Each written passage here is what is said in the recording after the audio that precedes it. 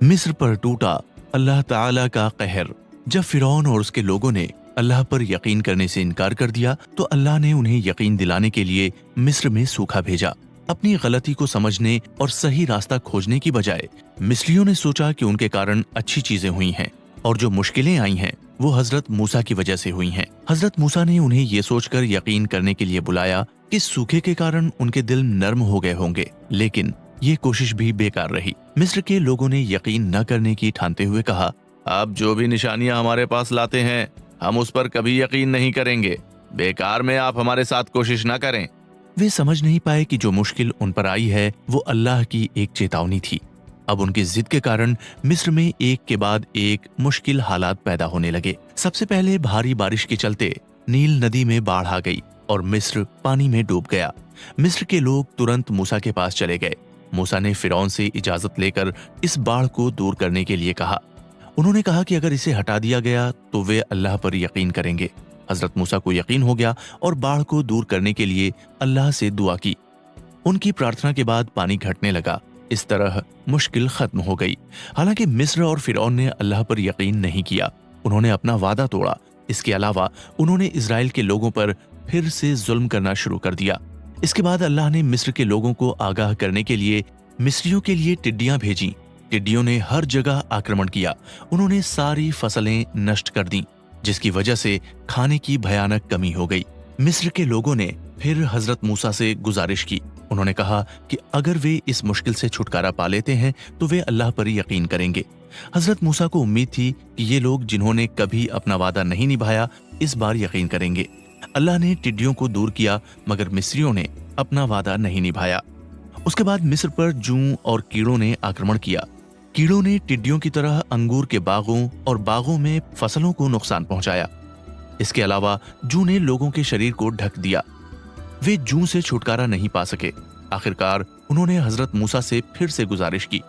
फिर से मूसा ने भी उसी तरह दुआ की और वो इस मुश्किल से बच गए। हालांकि मिस्री अपनी जिद पर अड़े रहे। इस बार वे एक बदतर हालात की चपेट में आ गए। इस बार मेढकों ने घरों, गलियों, खलिहानों और शयन कक्षों सहित हर जगह आक्रमण किया। उन्होंने मिस्रियों को दिन रात परेशान किया। उन्होंने मिस्रियों को इतना परेशान किया कि जब भी वो सोना चाहते या बात करने के लिए अपना मुंह खोलते, मेढक उनके मुंह में घुस जाते थे या उनके मुंह में घुसने के लिए छलांग लगा देते थे। मिस्रवासी दुखी हो गए और फिर से मूसा से इस मुश्किल से बचाने के लिए कहा और वादा किया कि वे अल्लाह पर यकीन करेंगे। हजरत मूसा को अभी भी कुछ उम्मीद थी। उन्होंने अल्लाह से फिर से दुआ की कि वे इस बार सुधार करेंगे। अल्लाह ने उनकी दुआ को स्वीकार कर लिया और मेढकों के आक्रमण को हटा दिया। लेकिन बदकिस्मती से उन्होंने अल्लाह को नकारने पर जोर दिया और पैगंबर की बात मानने से इनकार कर दिया। उन्होंने इजराइल के लोगों पर भी जुल्म करना जारी रखा। जब कई चेतावनियों के बाद मिस्र के लोग नहीं माने, तब मिस्र का सारा पानी नील नदी समेत खून में बदल गया। मिस्रियों को पीने के लिए पानी की एक बूंद भी नहीं मिली। मिस्र के लोग धूप से जल गए थे और प्यास से मर रहे थे। जल्द ही वो कमजोर और दुखी हो गए। जब उनके लिए और अधिक सहना नामुमकिन हो गया तो उन्हें मूसा अलैहिस्सलाम से गुजारिश करनी पड़ी। फिर से मूसा ने उनके लिए अल्लाह से दुआ मांगी और उनकी दुआ हमेशा की तरह स्वीकार की गई। एक के बाद एक आई मुश्किलों के कारण फिरौन की इज्जत को नुकसान पहुंचा था। उसने अलग अलग तरीकों का सहारा लिया और लोगों को हजरत मूसा में यकीन करने से रोकने की पूरी कोशिश की। उसने मिस्र के लोगों की आंखों पर पट्टी बांधी थी, इसलिए लोगों ने अल्लाह पर यकीन करना स्वीकार नहीं किया। इसराइल के लोग इन मुश्किलों से बेअसर रहे। उन्होंने केवल मिस्रियों पर असर किया। मिस्रियों ने इसे अपनी आंखों से देखा, लेकिन उन्होंने सच्चाई को स्वीकार नहीं किया। इसके अलावा उन्होंने हजरत मूसा को ये इजाजत भी नहीं दी कि वे इजराइल के लोगों के साथ मिस्र छोड़ सकें। आखिर में मिस्र में एक प्लेग महामारी शुरू हुई। मिस्र के लोग इससे बुरी तरह से प्रभावित हुए और उन्होंने हजरत मूसा से गुजारिश की। उन्होंने फिर वादा किया कि वे इस बार जरूर अल्लाह पर यकीन करेंगे और वे मूसा को मिस्र छोड़ने की इजाजत देंगे। मूसा की दुआ के बाद प्लेग कुछ समय के लिए जारी रहा और फिर खत्म हो गया। हजरत मूसा का मानना था कि मिस्र में करने के लिए और कुछ नहीं है और मिस्र के लोग अब यकीन नहीं करेंगे। एक के बाद एक आए मुश्किल हालात ने फिरौन और मिस्रियों को कमजोर कर दिया। उनके पास इजराइल के लोगों को मिस्र छोड़ने से रोकने की कोई ताकत मौजूद नहीं थी। हजरत मूसा के लिए ये एक बेहतरीन मौका था। और वे मिस्र छोड़ने की तैयारी करने लगे। अल्लाह ने हजरत मूसा को हुक्म दिया, तुम इज़राइल के लोगों को ले जाओ और रात में मिस्र छोड़ दो। उसने उनसे ये भी कहा कि फिरौन उनका पीछा करेगा, मगर वो कामयाब नहीं हो सकता और उन्हें डरना नहीं चाहिए। हजरत मूसा इस्राएल के 6 लाख लोगों के साथ रात में मिस्र से निकल गए। वे अपना सामान, सोना और गहने साथ ले गए। जब अगली सुबह फिरौन को पता चला कि इजरायलियों ने मिस्र छोड़ दिया है, तो उसने अपने सैनिकों को बुलाया और सुबह जल्दी ही हजरत मूसा का पीछा करने का हुक्म दिया। इजरायली तेजी से नहीं चल पा रहे थे क्योंकि उनके पास उनके परिवार और सामान थे। फिरौन अपने सैनिकों के साथ तेजी से आगे बढ़ा और उन्हें पकड़ने ही वाला था। जब हजरत मूसा और इजराइल के लोग लाल सागर के किनारे पर पहुंचे, फिरौन उनके पास आ पहुंचा। फिरौन की सेना के पास हथियार थे, लेकिन हजरत मूसा और इजराइल के लोगों के पास कोई हथियार नहीं था। जब इजराइलियों ने देखा कि फिरौन और उसकी सेना पास आ रही है, तो वो घबरा गए और उम्मीद खो बैठे और कहा, वो जल्द ही हमें पकड़ लेगा, हमारी जिंदा रहने की कोई उम्मीद नहीं है। लोग अब मुश्किल हालात में फंस चुके थे। आगे समंदर था और पीछे फौज। इस डर के कारण वे हजरत की बुराई करने लगे। वो कहने लगे, तुमने ऐसा क्यों किया? हम मिस्र में आराम से रहते। हजरत मूसा अपने लोगों की इस एहसान फरामोशी से हैरान थे। वो ऐसे बात करने लगे जैसे उन्होंने मूसा से फिरौन के जुल्म से बचाने के लिए नहीं कहा था।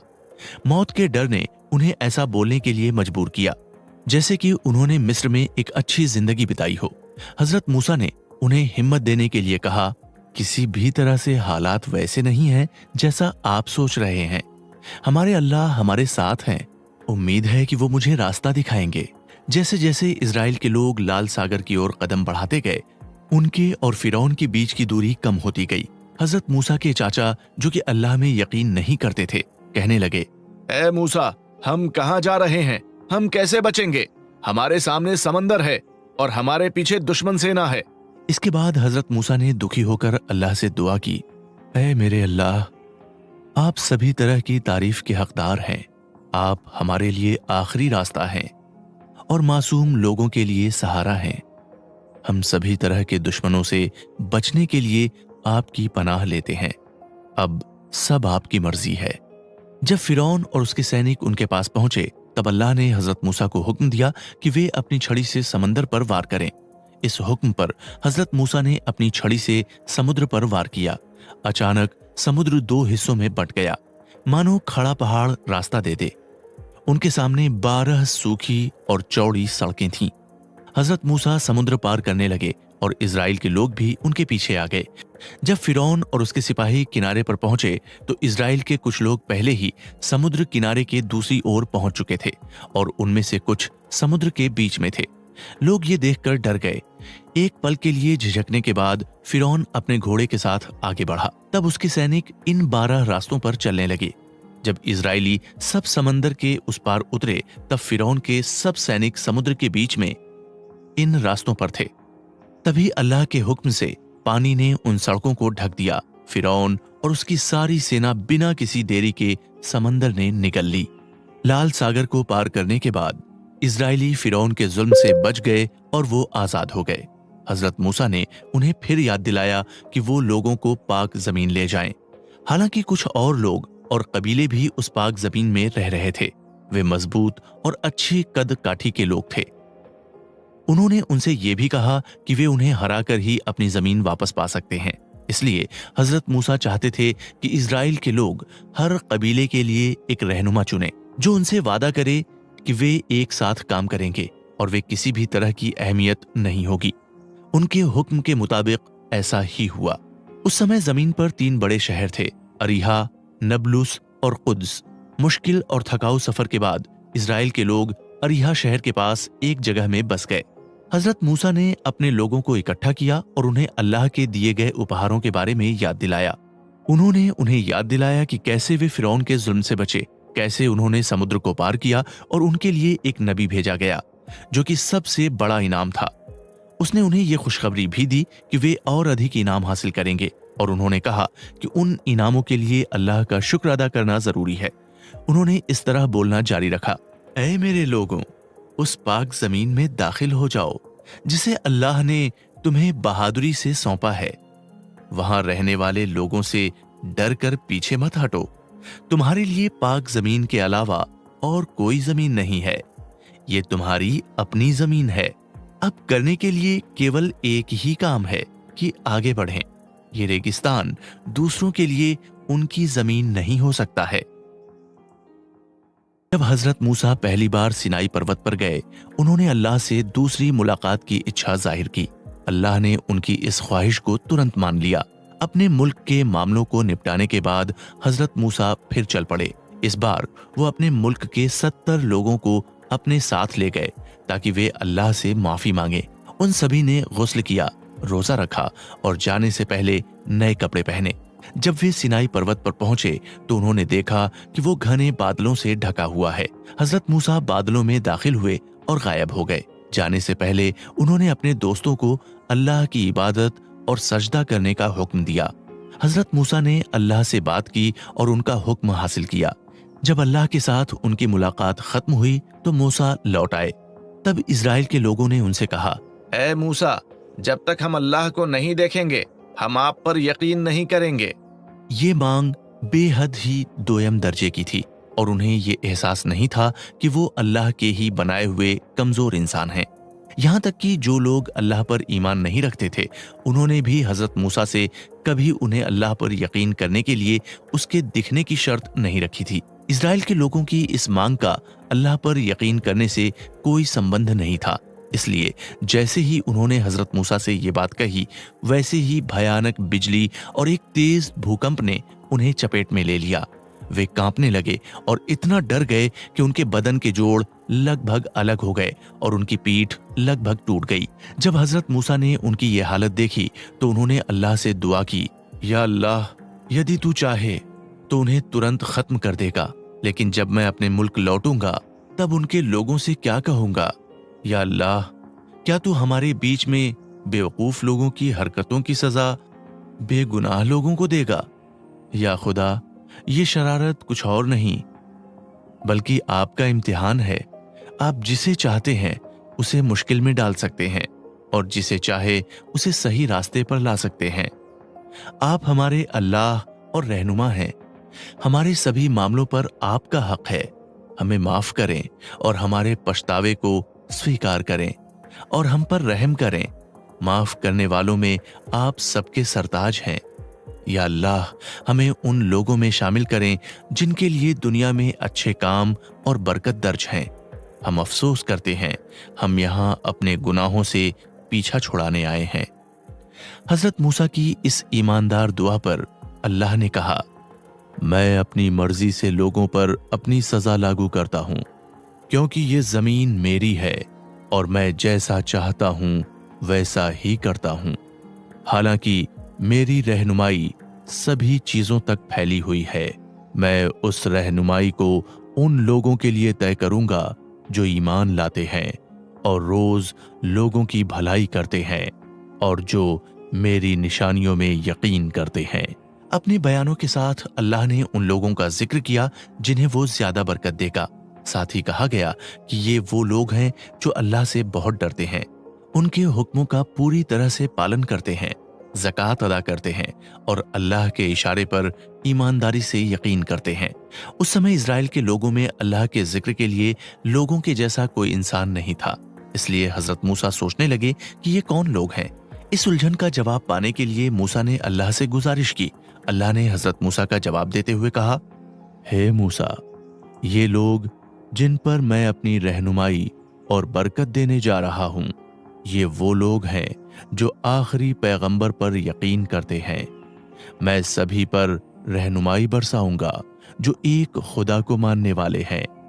जो लोग तौरात में यकीन करते हैं, वो लोग तौरात में उस नबी का नाम और जिक्र पा सकेंगे। वो नबी अपने उम्मह को मजहबी बातों का हुक्म देगा और उन्हें बुराई से मना करेगा। वो कुछ अच्छी और पाक चीजों की इजाजत देगा जो आपके मुल्क के लिए गैर कानूनी हो जाएंगी। गुनाह के मुताबिक सजा किताब में लिखी होगी। साथ ही किताब में हुक्म भी लिखे जाएंगे जिन पर अमल लाना होगा। वहीं पाक चीजें जो उनके लिए मुसीबत होंगी और उनकी वजह से उन्हें कोई सजा नहीं दी जाएगी। वो पैगंबर अपने उम्मा के लिए जुआ, सूदखोरी, रिश्वतखोरी, हिंसा के साथ कैरियन, खून, सुअर का मांस, शराब और इसी तरह की नापाक चीजों को गैर कानूनी होने का ऐलान कर देगा।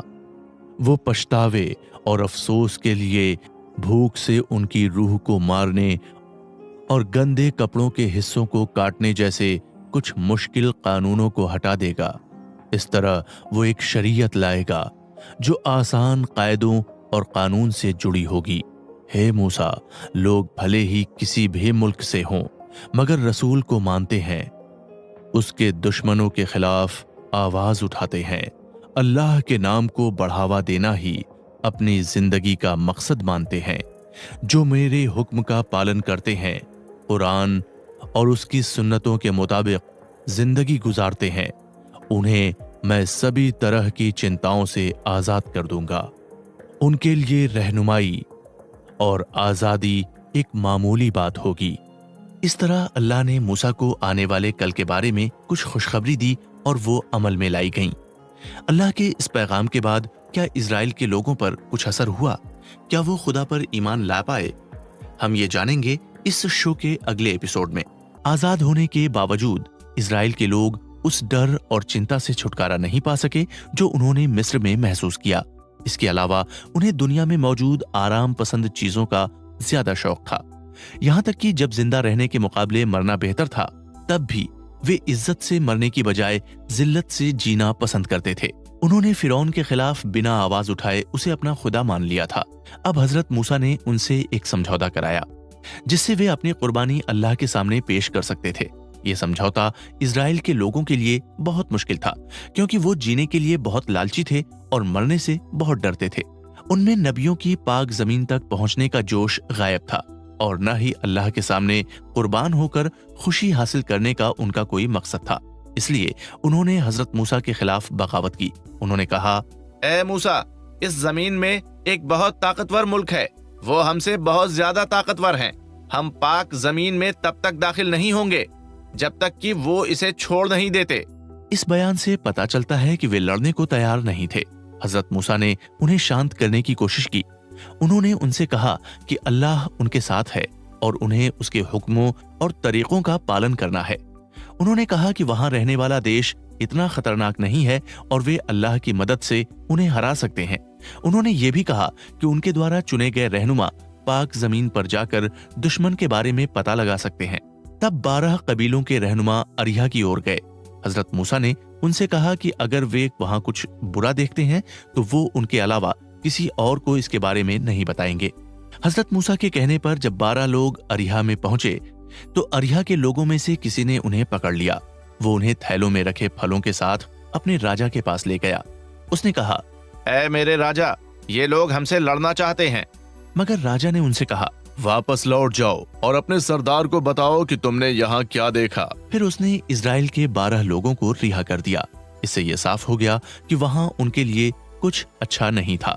उन 12 लोगों में से 2 ही लोग, यूशा बिन नून और कालेब, ने बाकी 10 को ये बात हजरत मूसा के अलावा किसी और को नहीं बताने के लिए मनाने की कोशिश की।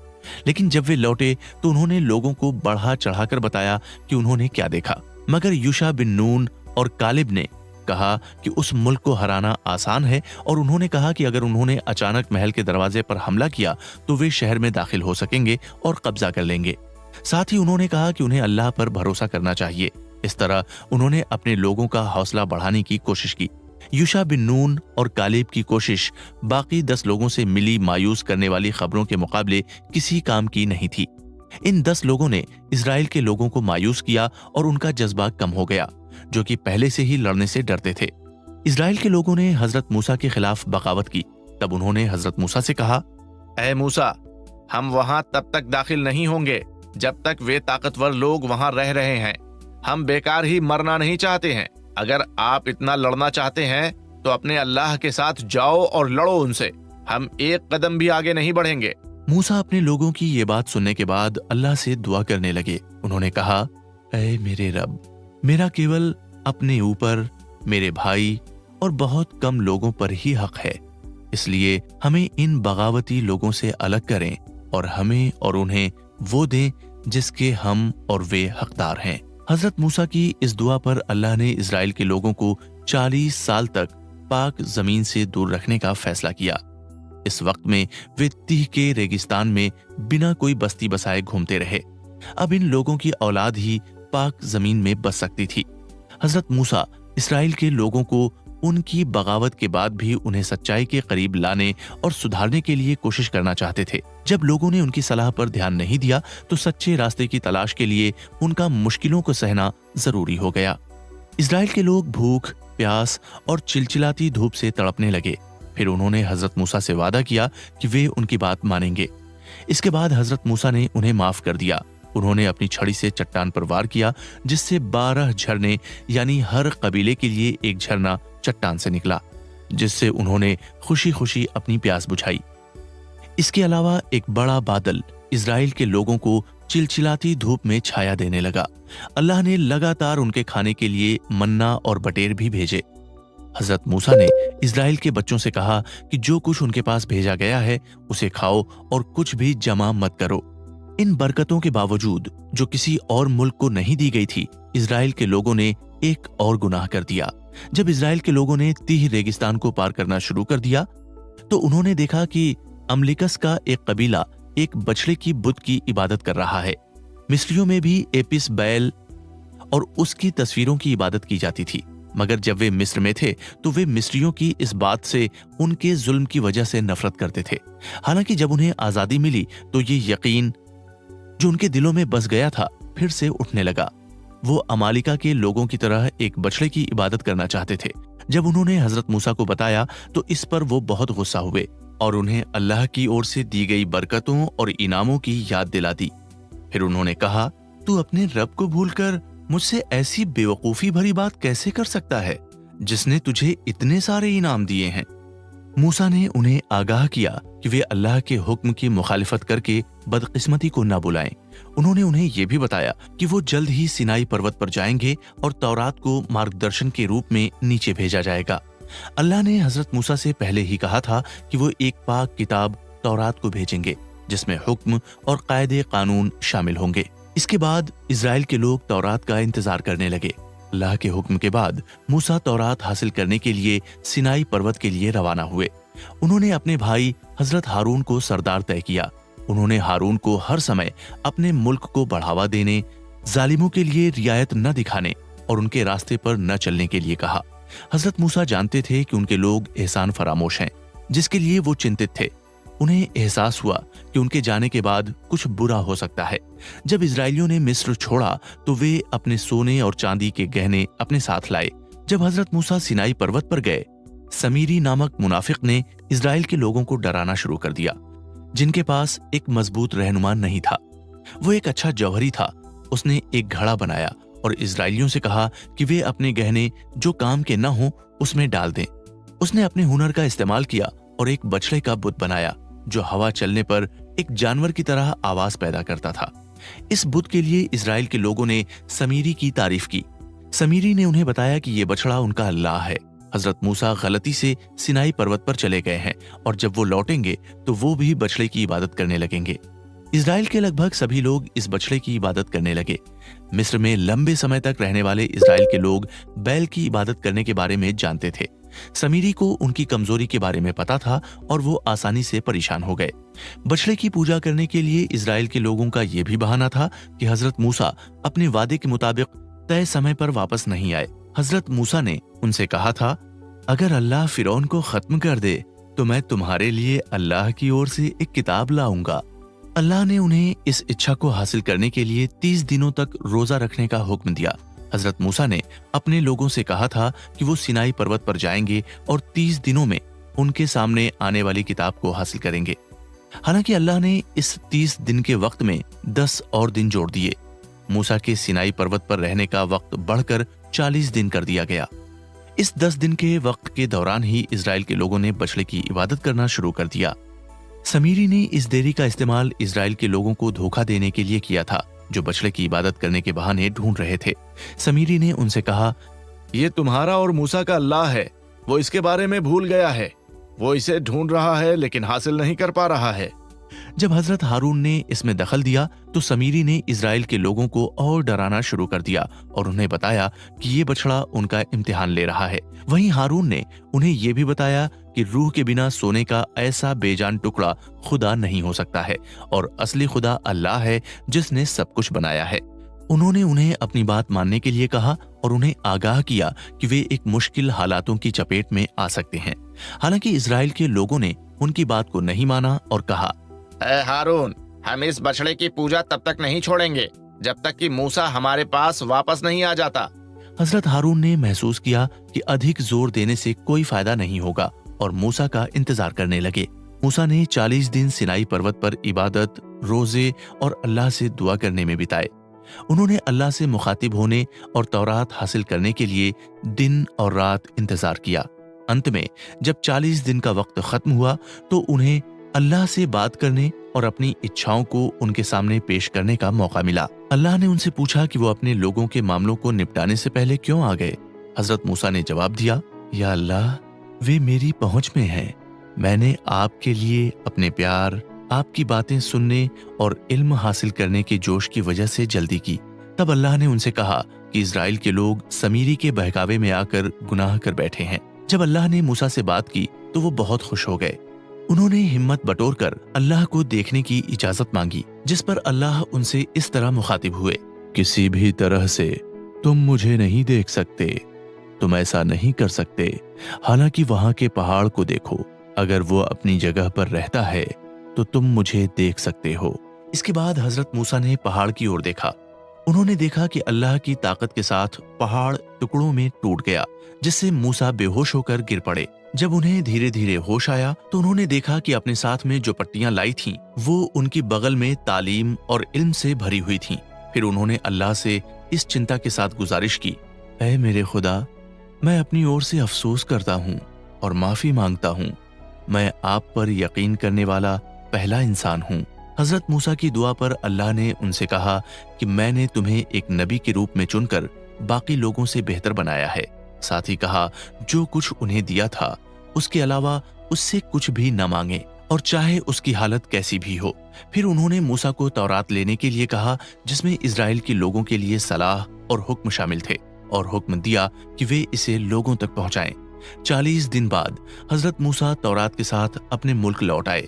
جب انہوں نے لوگوں کو بچڑے کی عبادت کرتے دیکھا تو انہیں بہت افسوس ہوا۔ انہیں اس حرکت پر بہت غصہ آیا۔ تب انہوں نے تورات کی پٹیاں ڈال دیں اور ہارون کو ان کے سر کے بالوں سے پکڑ کر آگے اور پیچھے گھسیٹ کر پوچھا کہ انہوں نے اپنے ملک کو بچڑے کی عبادت کرنے سے کیوں نہیں روکا۔ اس دوران حضرت موسیٰ اپنے بھائی کو چوٹ پہنچا رہے تھے۔ اسرائیل کے لوگ انہیں لگاتار دیکھ رہے تھے۔ حضرت ہارون لوگوں کی اس حرکت پر بے حد شرمندہ تھے۔ انہوں نے کہا، اے میری ماں کے بیٹے، مجھ پر غصہ مت کرو۔ میں نے تمہارے ملک کو روکنے کی کوشش کی، لیکن انہوں نے میری بات نہیں مانی۔ وہ مجھے مارنا بھی چاہتے تھے۔ میرے دشمنوں کے سامنے مجھے بدنام مت کرو۔ میرے ساتھ ویسا ہی ویوہار نہ کرو جیسا آپ اس ملک کے ساتھ کرتے ہیں۔ حضرت موسیٰ کا غصہ اپنے بھائی کی بات سن کر ٹھنڈا ہو گیا۔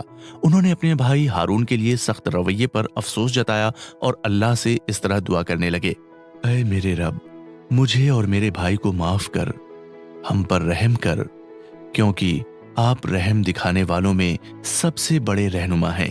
پھر وہ اپنے ملک کے لوگوں کی اور مڑے اور ان سے پوچھا کہ انہوں نے بچڑے کی عبادت کیوں کی۔ یہ سن کر انہوں نے بتایا کہ سمیری نے انہیں دھوکہ دیا ہے کہ اس نے ایک بچڑا بنایا اور یہ کہہ کر انہیں بھٹکا دیا کہ یہ تمہارا خدا ہے اور موسیٰ کا اللہ ہے، لیکن موسیٰ اسے بھول گیا ہے۔